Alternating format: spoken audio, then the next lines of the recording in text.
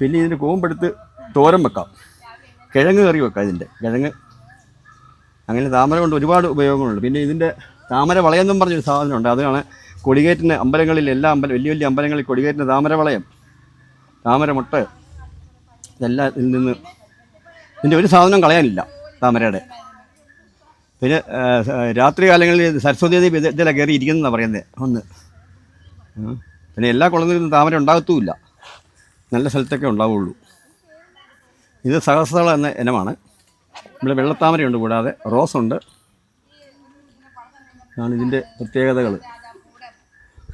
ഇതിൻ്റെ ഭയങ്കര മുള്ള, ഇതിൻ്റെ തണ്ട് മുഴുവൻ മേലി ശരീരം മുഴുവൻ കീറും.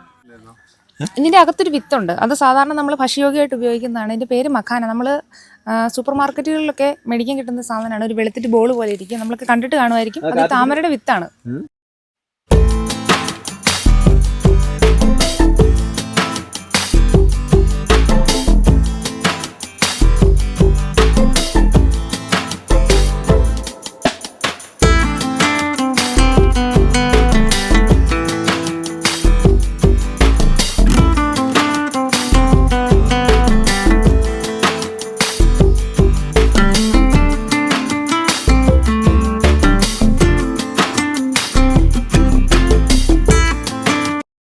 അപ്പൊ എല്ലാവർക്കും വിഷു ആശംസകൾ നേർന്നുകൊണ്ട് നമ്മളുടെ ഈ വീഡിയോ അവസാനിപ്പിക്കാം. മറ്റൊരു പുതിയ വീഡിയോയുമായി കണ്ടുപിടുന്നവരേക്കും it's me Nandu signing of.